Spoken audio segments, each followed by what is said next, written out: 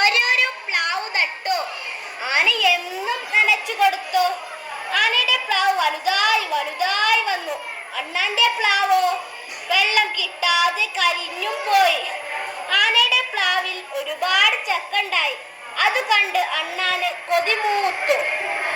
ആന കാണാതെ അണ്ണാൻ പ്ലാവിൽ കയറി ഒരു ചക്ക തിന്നു. ഞാനൊന്നും അറിഞ്ഞില്ലേ എന്ന ഭാവത്തിൽ ഇറങ്ങിപ്പോരുകയും ചെയ്തു.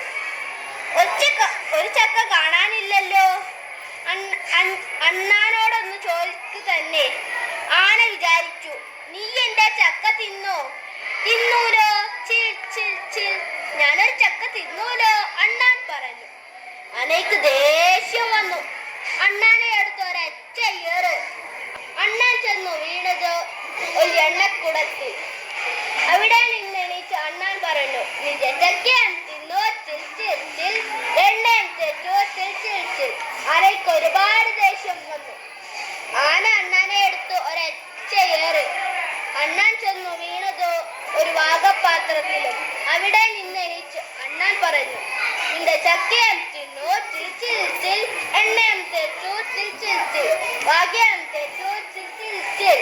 ആനയ്ക്ക് ഒരുപാട് ദേഷ്യം വന്നു. ആന അണ്ണാനെ എടുത്ത് ഒരൊറ്റ ഏറ്.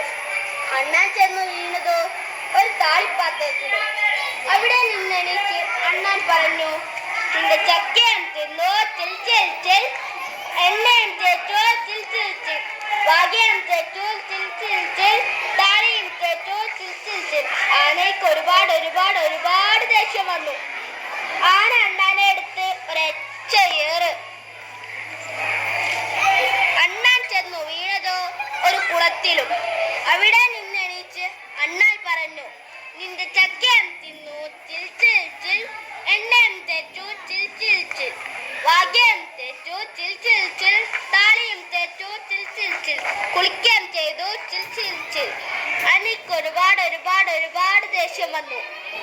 ആന അണ്ണാനെ എടുത്ത് ഒരൊറ്റ ഏറും.